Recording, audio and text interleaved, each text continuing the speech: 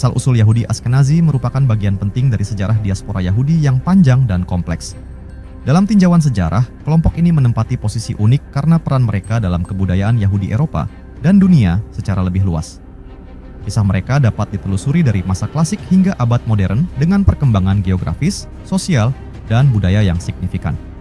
Istilah Askenazi sendiri berasal dari kata Ashkenaz yang awalnya muncul dalam kitab Kejadian di Alkitab Ibrani, merujuk kepada salah satu keturunan Yafet, putra Nuh. Dalam tradisi rabbinik kemudian, nama Ashkenaz mulai diasosiasikan dengan wilayah-wilayah di Eropa Tengah, khususnya Jerman. Oleh karena itu, Yahudi yang menetap di wilayah tersebut sejak abad pertengahan akhirnya dikenal sebagai Yahudi Askenazi. Kehadiran Yahudi di Eropa Tengah dan Barat diperkirakan dimulai sekitar abad ke-9 atau ke-10 Masehi, meskipun beberapa komunitas kecil Yahudi telah ada sebelumnya di wilayah Kekaisaran Romawi Barat. Namun, migrasi besar Yahudi ke Jerman dan Prancis Utara terjadi setelah keruntuhan Kekaisaran Romawi dan terbentuknya kerajaan-kerajaan Kristen Eropa. Dalam konteks ini, istilah Yahudi Askenazi merujuk pada komunitas Yahudi yang mengembangkan tradisi religius, bahasa, dan budaya yang khas di kawasan Eropa Tengah dan Timur. Salah satu ciri khas utama Yahudi Askenazi adalah penggunaan bahasa Yiddish, sebuah bahasa yang terbentuk dari campuran bahasa Ibrani, Jerman Hulu kuno, dan unsur-unsur bahasa Slavia. Bahasa ini bukan hanya sarana komunikasi, melainkan juga wadah kebudayaan, sastra, dan identitas komunitas. Secara religius, mereka juga memiliki gaya praktik keagamaan yang berkembang tersendiri, termasuk tradisi rabbinik dan liturgi yang berbeda dari Yahudi Sefardi yang menetap di wilayah Mediterania, seperti Spanyol, Afrika Utara, dan Timur Tengah. Pada abad pertengahan, Yahudi Askenazi menghadapi berbagai bentuk diskriminasi, termasuk pogrom, pengusiran, dan persekusi dari otoritas gereja maupun sekuler. Sebagai akibatnya, banyak dari mereka bermigrasi ke wilayah timur Eropa, terutama ke Polandia, Lituania, Ukraina, dan Rusia, di mana mereka mendapatkan perlindungan relatif dan ruang untuk berkembang. Di wilayah-wilayah ini, komunitas Yahudi Askenazi tumbuh pesat dan menjadi pusat intelektual Yahudi, dengan kemunculan akademi Talmudik dan pemikir-pemikir penting dalam dunia Yahudi Eropa Timur. Pada abad ke-18 dan ke-19, populasi Yahudi Askenazi menjadi mayoritas dalam komunitas Yahudi global. Mereka memainkan peran besar dalam kebangkitan gerakan Hasidisme, Haskalah, pencerahan Yahudi, serta gerakan Zionis awal. Nasib Yahudi Askenazi mengalami titik balik tragis pada abad ke-20, khususnya selama Perang Dunia Kedua. Holocaust atau Shoah yang dilakukan oleh rezim Nazi Jerman mengakibatkan pembantaian sistematis terhadap sekitar 6 juta orang Yahudi. Sebagian besar dari mereka adalah Yahudi Askenazi dari Eropa Timur. Komunitas yang dahulu makmur dan besar di kota-kota seperti Warsawa, Vilnius, dan Odessa hampir sepenuhnya musnah. Setelah perang, sisa-sisa komunitas Yahudi Askenazi tersebar ke berbagai penjuru dunia, terutama ke Amerika Serikat, Kanada, Inggris, dan negara baru Israel. Di Amerika Serikat, komunitas Yahudi Askenazi menjadi kelompok mayoritas dalam kehidupan Yahudi dan memainkan peranan penting dalam berbagai bidang, dari akademik, hukum, budaya populer, hingga politik. Di Israel, mereka juga memiliki pengaruh besar dalam pembentukan identitas nasional dan struktur pemerintahan negara baru tersebut. Meskipun saat ini Yahudi Israel terdiri dari beragam latar etnis, termasuk Sephardi dan Mizrahi, warisan Askenazi tetap sangat dominan dalam sejarah awal negara itu. Pada saat ini, Yahudi Askenazi masih merupakan kelompok besar dalam komunitas Yahudi global, meskipun proporsinya telah berubah dibanding sebelum Holocaust. Kebudayaan mereka, termasuk musik klezmer, tradisi kuliner, filsafat, serta pemikiran teologis, tetap menjadi bagian penting dari kehidupan Yahudi modern. Dengan perkembangan teknologi dan dokumentasi sejarah, banyak keturunan Yahudi Askenazi di berbagai negara yang mulai menelusuri kembali akar mereka, mempelajari bahasa Yiddish, dan merevitalisasi tradisi yang sempat terancam punah. Di sisi lain, warisan trauma kolektif akibat Holocaust masih membekas dan menjadi bagian tak terpisahkan dari narasi sejarah mereka. Yahudi Askenazi adalah contoh kuat dari bagaimana sebuah kelompok etnis dan keagamaan mampu bertahan, beradaptasi, dan membangun kembali dirinya meskipun menghadapi sejarah panjang penganiayaan dan diaspora. Dari lembah Rhine di Jerman hingga ke jantung New York dan Yerusalem, kisah mereka adalah kisah tentang daya tahan, inovasi budaya, dan warisan spiritual yang mendalam. Setelah kehancuran besar akibat Holocaust, Yahudi Askenazi menghadapi tantangan besar dalam membangun kembali komunitas mereka.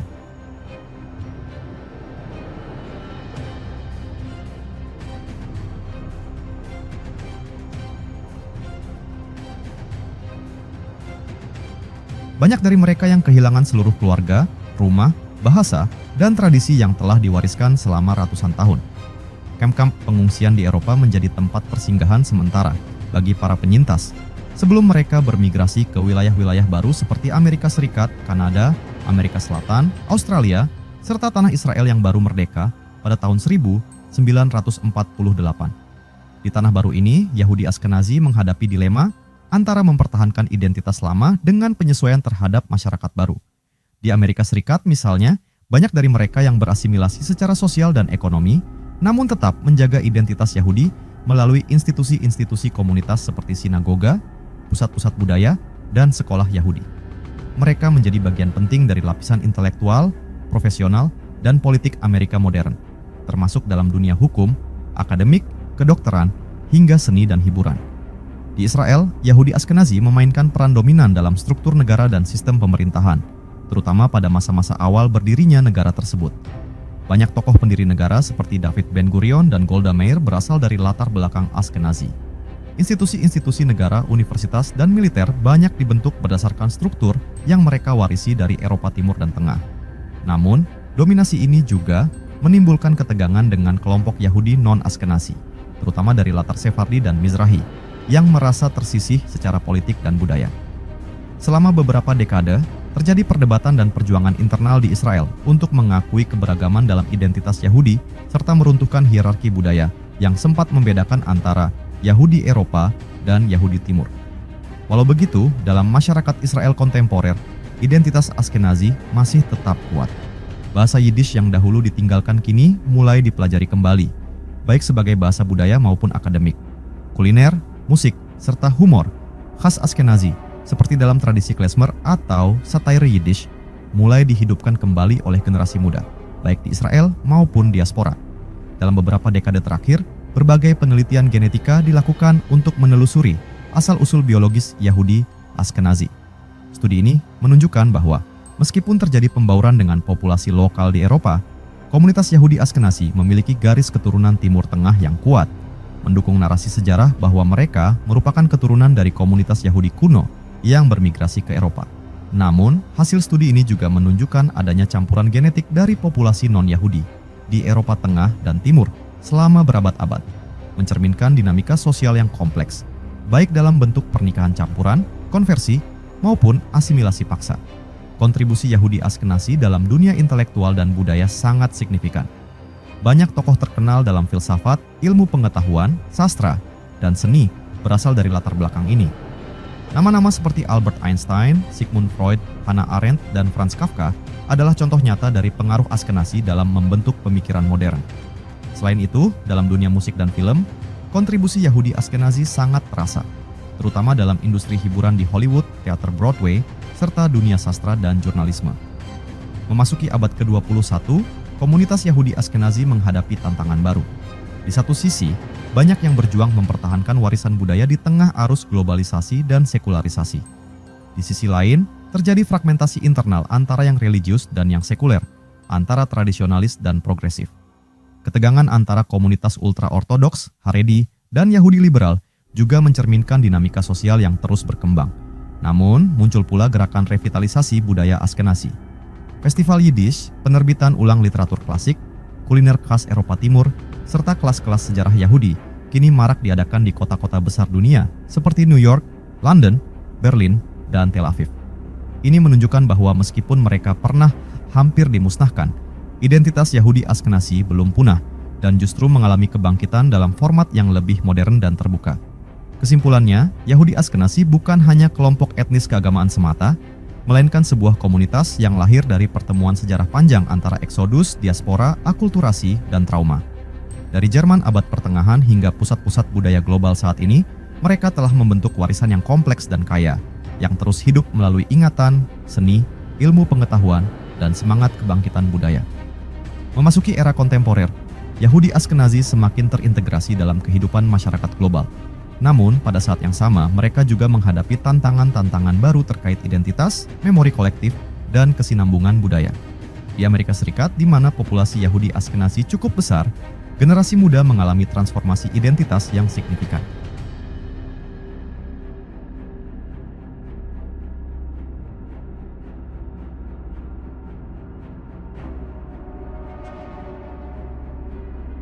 Banyak dari mereka yang tumbuh dalam lingkungan sekuler, dengan akses terbuka terhadap pendidikan, karir, dan budaya umum. Namun, dengan terjadinya gelombang antisemitisme baru di berbagai tempat, muncul kembali kesadaran kolektif tentang pentingnya mempertahankan identitas Yahudi, termasuk sejarah dan tradisi Askenazi. Di kampus-kampus dan pusat kebudayaan Yahudi, studi tentang Yiddish, sejarah Holocaust, serta filosofi dan teologi Yahudi kini semakin diminati. Banyak organisasi yang secara aktif mendokumentasikan dan menyebarkan kembali warisan Askenazi, mulai dari makanan khas seperti gefilte fish dan latkes, hingga musik klezmer, dan puisi-puisi Yiddish dari masa lalu. Generasi baru tertarik bukan hanya sebagai upaya nostalgia, tetapi sebagai bentuk pelestarian warisan leluhur dalam format yang relevan dengan zaman sekarang.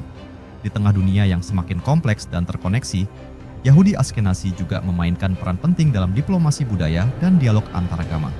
Banyak dari mereka menjadi jembatan dalam membangun pemahaman lintas budaya dan melawan narasi intoleransi dan rasisme. Institusi-institusi akademik, museum, dan organisasi HAM yang dipimpin atau didirikan oleh keturunan Askenazi berperan dalam mendidik publik global mengenai bahaya kebencian berbasis etnis dan agama. Peringatan Holocaust yang secara internasional diakui, termasuk pembangunan museum-museum Holocaust di Yerusalem, Washington DC, dan Berlin, banyak diprakarsai oleh komunitas Askenazi. Mereka menjadikan sejarah penderitaan masa lalu sebagai pengingat moral agar tidak terulang pada kelompok manapun di masa depan. Namun, dinamika internal Yahudi Askenazi tidak selalu berjalan harmonis. Dalam masyarakat Yahudi global maupun di Israel, terdapat ketegangan antara kelompok Yahudi Askenazi ultra-ortodoks, seperti kelompok Haredi, dan kelompok Yahudi Askenazi sekuler atau reformis. Kelompok pertama mempertahankan tradisi dengan ketat, bahkan menolak banyak aspek modernitas dan integrasi sosial, sementara kelompok kedua lebih adaptif terhadap perubahan zaman, bahkan dalam interpretasi hukum agama Yahudi. Globalisasi juga membawa tantangan terhadap keberlanjutan budaya minoritas. Asimilasi tinggi, pernikahan antaragama, dan penurunan praktik keagamaan menyebabkan beberapa komunitas Yahudi Askenazi di Barat mengalami penurunan populasi aktif secara religius. Namun, di sisi lain, perkembangan teknologi memungkinkan terbentuknya komunitas virtual lintas negara, di mana keturunan Yahudi Askenazi dapat berinteraksi, belajar, dan memperkuat identitas mereka tanpa batas geografis. Fenomena menarik lainnya dalam sejarah kontemporer Yahudi Askenazi adalah kembalinya orang-orang yang sebelumnya tidak mengetahui latar belakang Yahudinya. Di Eropa Timur misalnya, setelah jatuhnya komunisme, banyak arsip dan catatan keluarga dibuka kembali yang mengungkap bahwa sejumlah warga non-praktik ternyata berasal dari keluarga Yahudi yang menyembunyikan identitas mereka selama masa Nazi atau Soviet. Kini, sebagian dari mereka mencoba memahami, menerima, bahkan kembali menjalani kehidupan sebagai Yahudi, baik secara kultural maupun spiritual. Hal serupa terjadi di Amerika Latin, terutama di Argentina dan Brasil, tempat di mana komunitas Yahudi Askenazi telah lama berdiri dan sekarang menyaksikan kebangkitan minat akan identitas leluhur. Masa depan Yahudi Askenazi bergantung pada sejauh mana generasi penerus mampu menjaga kesinambungan sejarah dan budaya mereka. Dengan meningkatnya ancaman global seperti intoleransi, ekstremisme, dan pelunturan identitas budaya, komunitas Yahudi Askenazi dituntut untuk tidak hanya bertahan, tetapi juga membentuk peran positif dalam masyarakat multikultural. Warisan Askenazi bukan sekadar soal sejarah penderitaan atau diaspora, tetapi juga tentang kekayaan intelektual, semangat belajar, solidaritas komunitas, dan kontribusi terhadap nilai-nilai kemanusiaan universal. Dalam dunia yang terus berubah, kisah Yahudi Askenazi mengingatkan kita bahwa identitas dapat menjadi sumber kekuatan, bukan sekadar beban masa lalu. Dengan demikian, sejarah Yahudi Askenazi adalah narasi panjang tentang migrasi, penderitaan, kreativitas, dan kebangkitan. Mereka telah melewati masa-masa tergelap umat manusia dan kini terus mencari makna baru dalam dunia modern. Dari lembah Rhine hingga pusat-pusat kota global saat ini, kisah mereka tetap hidup dan memberi pelajaran penting tentang ketahanan budaya dan kemanusiaan universal. Dalam membicarakan sejarah Yahudi Askenazi, penting juga untuk memahami bahwa mereka bukan sekadar kelompok yang ada di dalam Eropa, melainkan kelompok yang membentuk dan ikut membangun Eropa. Selama berabad-abad, mereka memberikan kontribusi besar dalam bidang perdagangan, filsafat, kedokteran, seni, dan keuangan, meskipun sering hidup di bawah diskriminasi hukum dan tekanan sosial.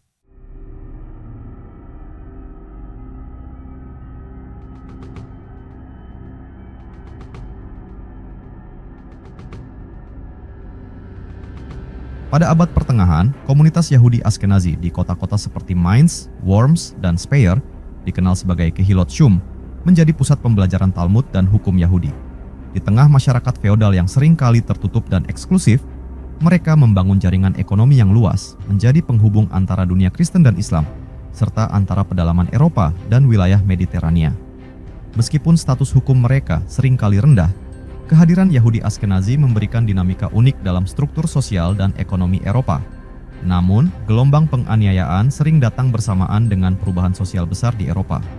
Pada masa wabah hitam, abad ke-14, misalnya, Yahudi Askenazi menjadi kambing hitam yang dituduh menyebarkan penyakit, dan ribuan dari mereka dibunuh atau diusir. Demikian pula pada masa reformasi dan kontra-reformasi, mereka terjebak dalam konflik antara kekuasaan gereja dan negara, tanpa perlindungan yang memadai. Masuk ke zaman pencerahan Eropa, abad ke-18, muncul perubahan besar dalam kehidupan Yahudi Askenazi. Di Jerman dan Prancis, gagasan rasionalisme dan hak individu mendorong gerakan emansipasi Yahudi. Untuk pertama kalinya, mereka mulai mendapat akses ke pendidikan umum, profesi-profesi baru, dan kewarganegaraan yang setara. Tokoh seperti Moses Mendelssohn menjadi simbol perubahan zaman, memperjuangkan integrasi Yahudi ke dalam masyarakat Eropa tanpa mengorbankan identitas spiritual mereka. Namun, proses emansipasi ini tidak berjalan mulus. Di satu sisi, banyak Yahudi Askenazi berhasil masuk ke pusat-pusat kekuasaan intelektual dan ekonomi. Di sisi lain, muncul pula bentuk baru antisemitisme, bukan lagi semata berdasarkan agama, tetapi berdasar ras dan budaya. Sentimen semacam ini kemudian menjadi dasar ideologi antisemit modern yang berkembang di abad ke-19 dan 20, mencapai puncaknya pada masa Nazi. Dalam konteks Zionisme modern, gerakan yang memperjuangkan pembentukan negara Yahudi di tanah Israel, Yahudi Askenazi memainkan peran utama.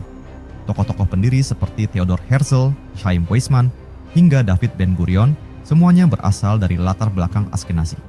Mereka membawa semangat pencerahan dan kebangkitan nasionalisme Yahudi ke panggung internasional.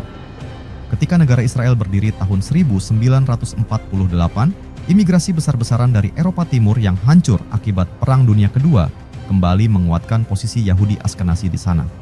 Mereka membangun universitas, sistem hukum, parlemen, dan kebijakan luar negeri dengan model yang menggabungkan semangat Eropa modern dan tradisi Yahudi.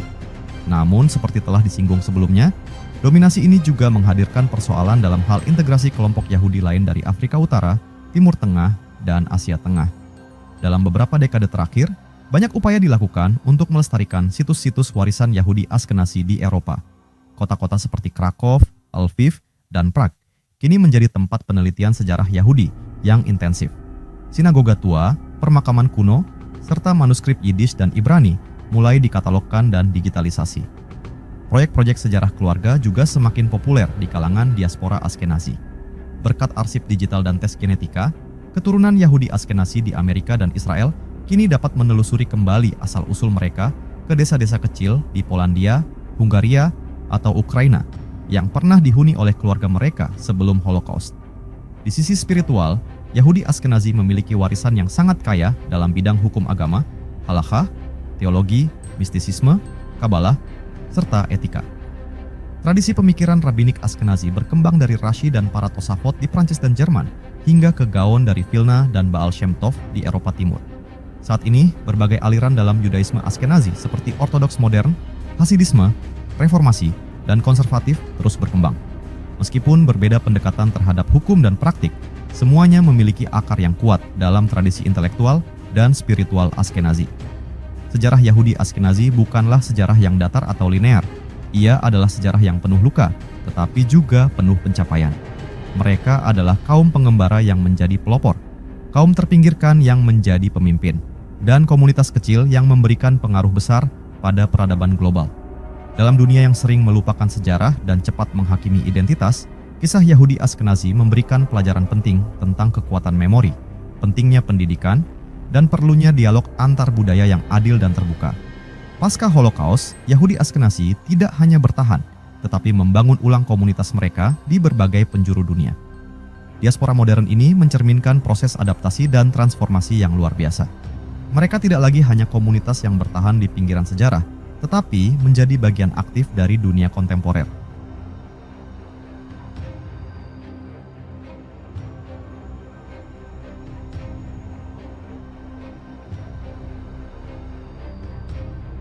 Di Amerika Serikat dan Kanada, Yahudi Ashkenazi membentuk komunitas yang sangat berpengaruh. Kota-kota seperti New York, Chicago, Toronto, dan Los Angeles menjadi pusat-pusat Yahudi modern dengan sinagoga, sekolah, museum, dan pusat kebudayaan yang aktif. Di New York sendiri, populasi Yahudi terbesar berasal dari latar belakang Ashkenazi.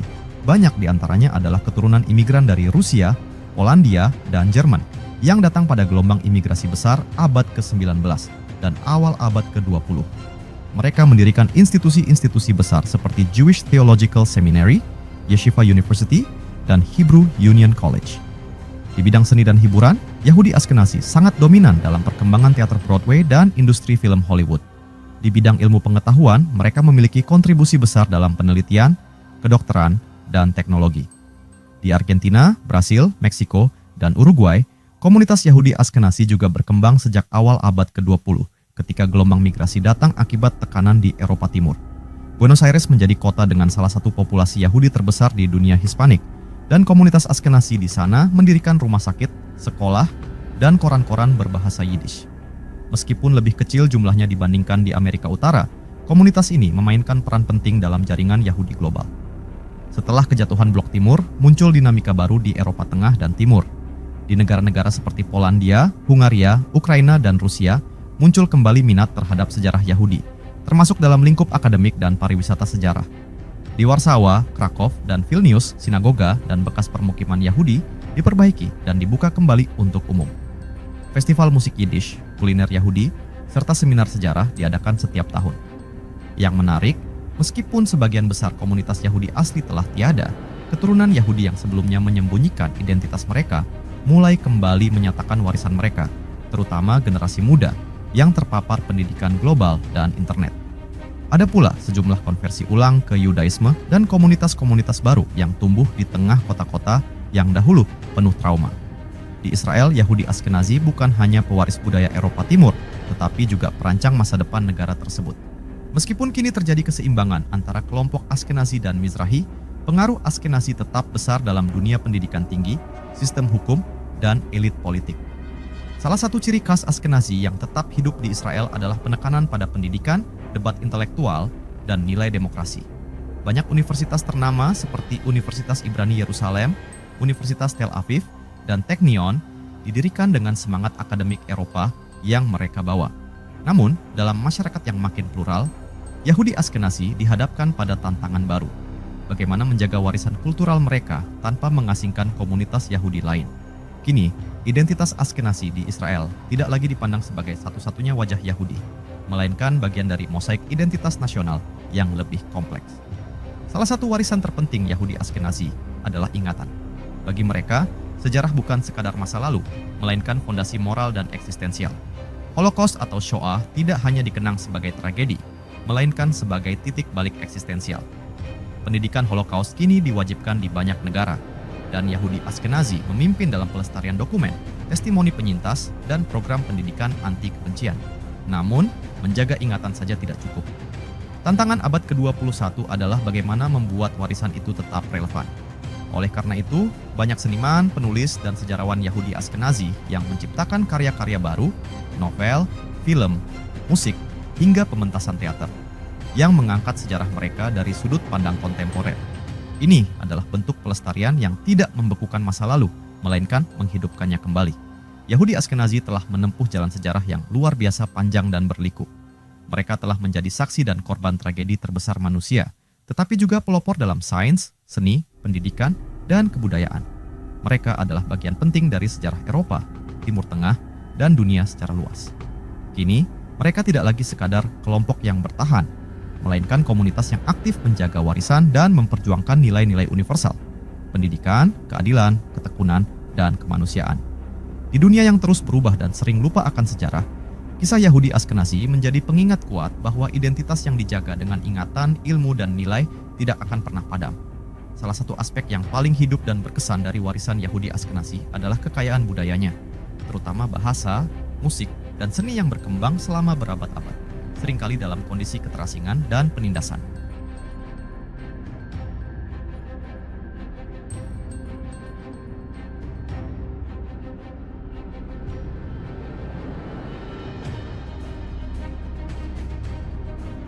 Ketika banyak komunitas Askenazi hancur akibat Holocaust, warisan budaya ini nyaris punah. Namun, dalam beberapa dekade terakhir, upaya pelestarian dan kebangkitan kembali kebudayaan Askenazi muncul dari berbagai penjuru dunia.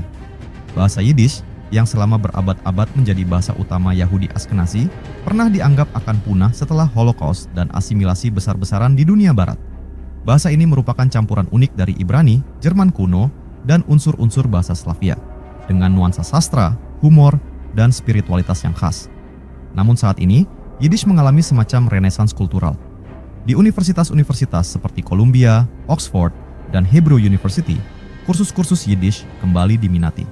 Penerbitan sastra Yiddish klasik serta produksi film dan teater berbahasa Yiddish seperti drama musikal Fiddler on the Roof versi asli mendapat sambutan hangat. Generasi muda, baik dari kalangan religius maupun sekuler, mempelajari Yiddish bukan sekadar sebagai bahasa, tetapi sebagai kunci membuka pintu ke sejarah dan jiwa leluhur mereka. Musik klezmer yang awalnya berkembang di Eropa Timur sebagai musik pesta pernikahan dan perayaan Yahudi, kini menjadi simbol identitas budaya Askenazi yang paling mudah dikenali. Dengan ciri khas melodi yang menggabungkan nuansa gembira dan melankolis, klezmer mencerminkan perjalanan emosional bangsa Yahudi Askenazi dari sukacita hingga duka yang mendalam. Di akhir abad ke-20 dan awal abad ke-21, terjadi kebangkitan klezmer secara global. Grup-grup musik seperti The Klezmatics di New York dan Brave Old World di Jerman menghidupkan kembali genre ini dengan pendekatan modern. Festival musik klezmer di Krakow, Montreal, dan Jerusalem menjadi ajang perayaan sekaligus pendidikan lintas generasi. Warisan sastra Yahudi Askenazi juga sangat kaya, terutama dalam bahasa Yiddish dan Ibrani.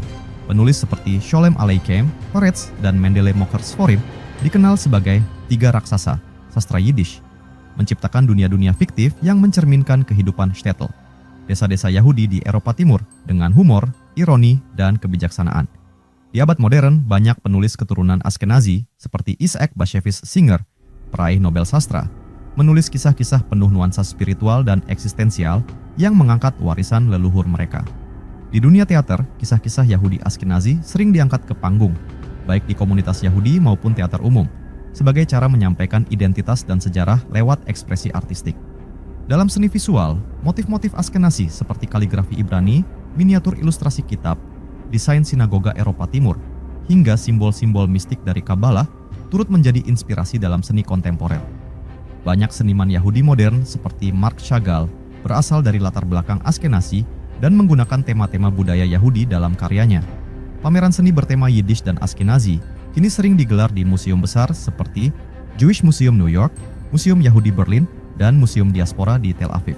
Kini, Yahudi Askenazi tidak hanya berkutat pada pelestarian masa lalu, mereka juga menjadi pelaku inovasi dalam dunia digital dan pendidikan global.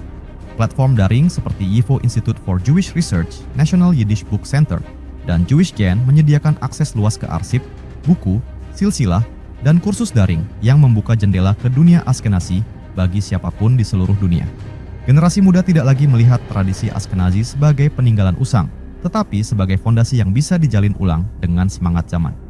Musik klezmer dimainkan dengan gaya jazz atau elektronik. Sastra Yiddish diadaptasi dalam komik dan novel grafis, dan ritual-ritual lama diberi makna baru dalam konteks kesadaran sosial modern. Sejarah Yahudi Askenazi adalah sejarah peradaban yang tidak pernah benar-benar diam. Ia terus bergerak, menyesuaikan diri, merefleksi, dan tumbuh. Dari lembah sungai Rhine hingga dataran Galicia, dari lorong-lorong ghetto Warsawa hingga pusat kota Manhattan dan Yerusalem, suara-suara mereka tetap menggema. Dalam doa, dalam lagu, dalam buku, dalam memori. Di tengah dunia yang cepat berubah, warisan Yahudi Askenazi menunjukkan bahwa identitas yang dibangun dari ilmu, keyakinan, dan kebudayaan tidak akan lenyap begitu saja.